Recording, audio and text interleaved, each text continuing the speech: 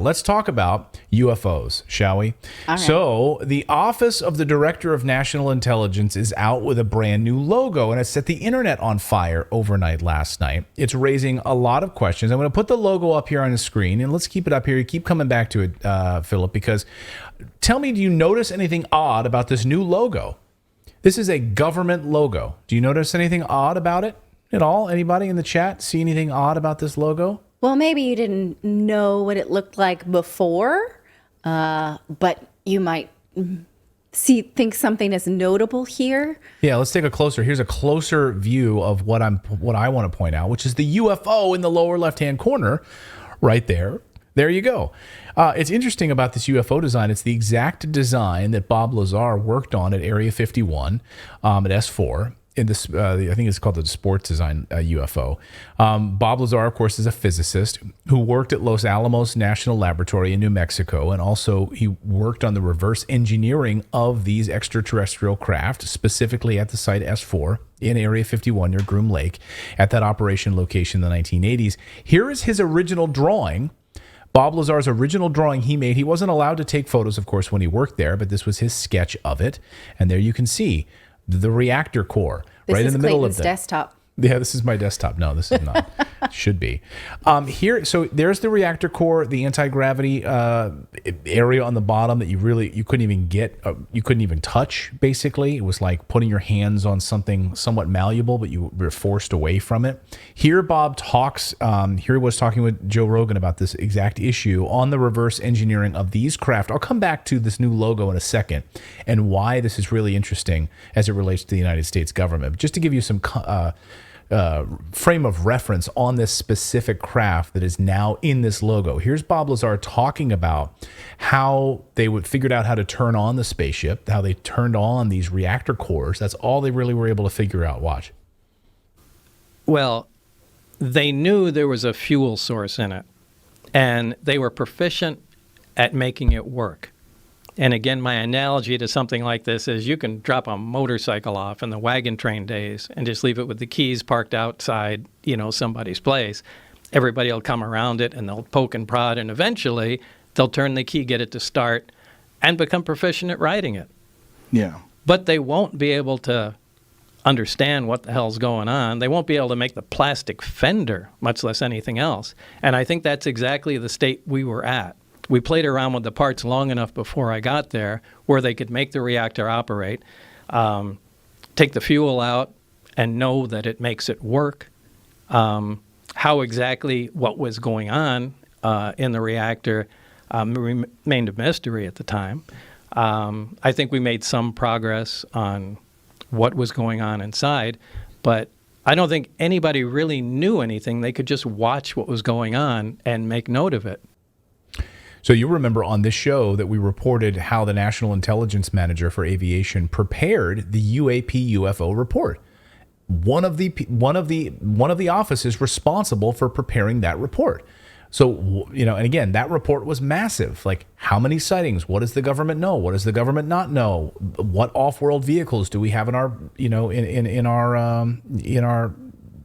our archives, in our warehouses, in our arsenals, so to speak, alongside the UAP task force. So again, this office is responsible for analyzing airborne threats. That's their whole purpose.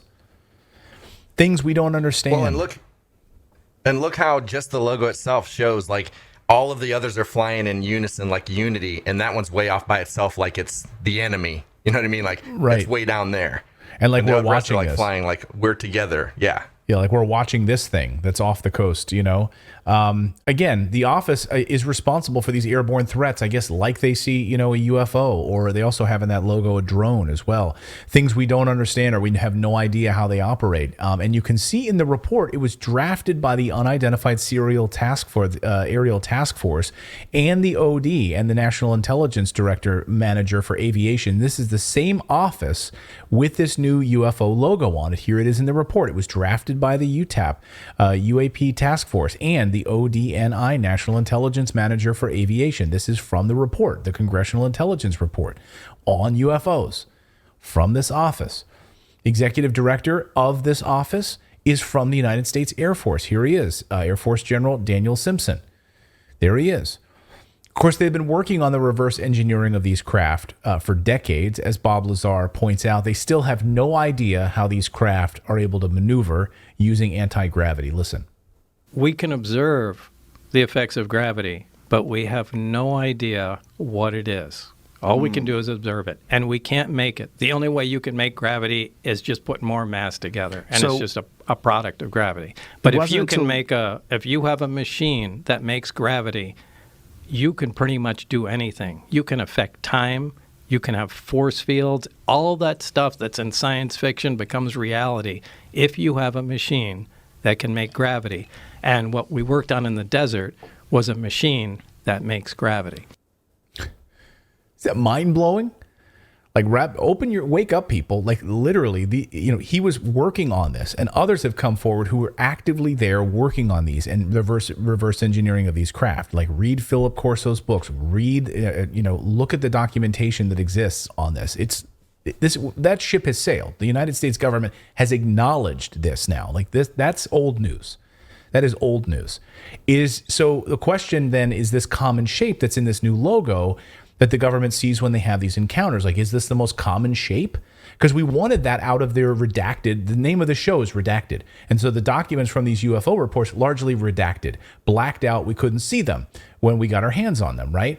So again, look, this is the common shapes part of that report. No, that tells us a lot. Can you see that? The only thing that's not blacked out is literally the sentence that says common shapes in the middle of the screen. I know it's kind of hard to see, but that's literally what it says. Common shapes is blacked out.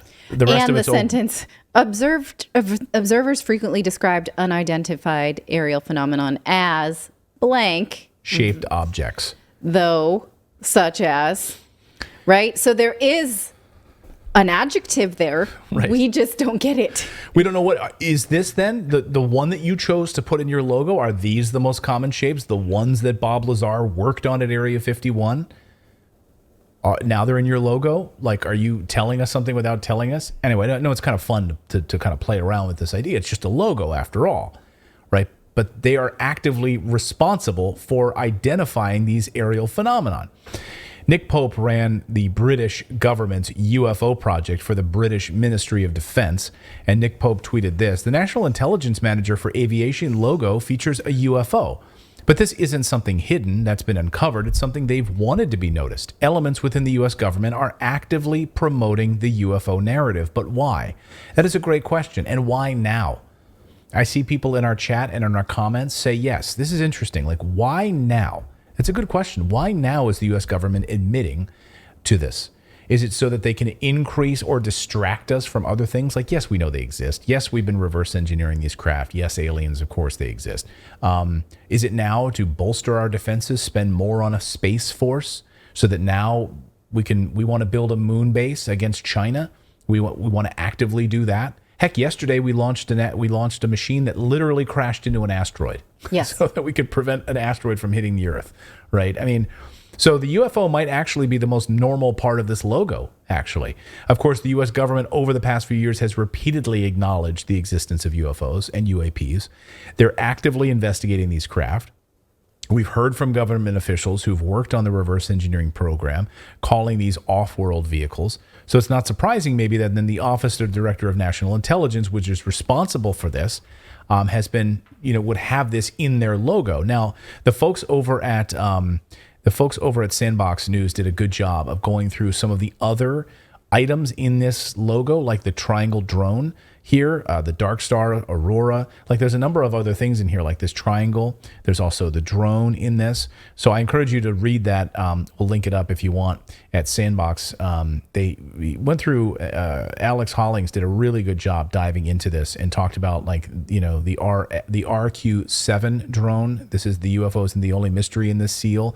Like, why is this drone here? Specifically, the Shadow Tactical Reconnaissance Drone operated by both the U.S. Army and Marine Corps, among other national militaries. There's also in here, the Dark Star Triangular Aurora craft, the hypersonic platform that's featured in this. If you want to take my laptop here. Oh, sorry.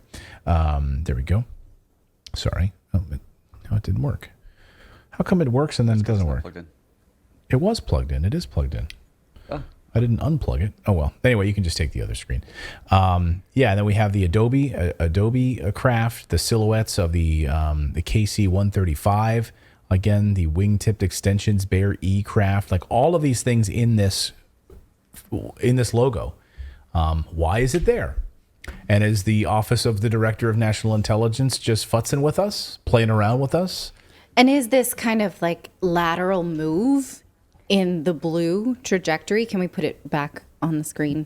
A lot of the testimonials that we hear are that they can make moves that current aircrafts cannot make, right? Sort of right angles, or I'm sorry, I can't talk about aviation in a educated way, but is that blue trajectory something that we think they can do and we think that we will be able to do it too, or is that propaganda as well? It's just a question.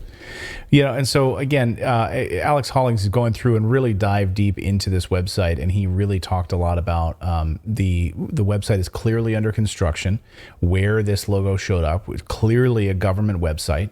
Clearly, there's all sorts of URL data on this that shows that it's legit. So again, really interesting that it's in an NIMA directory. And then it was weird because then the website changed and updated itself later that evening and updated the logo later that evening and removed it. Oh. So what are they doing? There's some speculation that it's like tongue in cheek or whatever, but it's like this is an official site. So it's like you can't do that to people on an official site. So that narrative wouldn't make sense. Well, somebody in the office discussed it. Somebody in the office discussed it, printed it, made it, put it out there, put it on their website. And where did it come from? Where did the information? Why does it look almost exactly like the Bob Lazar craft that was worked on at Area 51? Just hear me out. Could the aliens have put it there themselves? And then the U.S. officials were like, "How'd that get there?" And then they There's no way uploaded their the graphic official. designers are as bad as ours. There's no way. Yeah. If they can get here, they probably got graphic. I just wonder if if somebody's going to get fired for accidentally putting that image on there that they're not supposed to talk about. We don't know what that is. So actually, we could fix it. We just need to put a black bar and just redact the UFO out of it. There we go. Right. That's what I think. Yeah. Just like a blurry UFO in there. Like a censored. Anyway, we're still awaiting a number of key documents from the government. Of course, the Pentagon right now actively in kind of a fight with Congress over UFO investigative bodies right now. The Congress saying we want to do it, Pentagon saying we want to do it. So we're seeing this sort of unfold. What will we get at the end of the day from these different investigative bodies? Will we get something more meaningful from Congress than we will the Pentagon, or is the Pentagon going to continue to cover these documents up?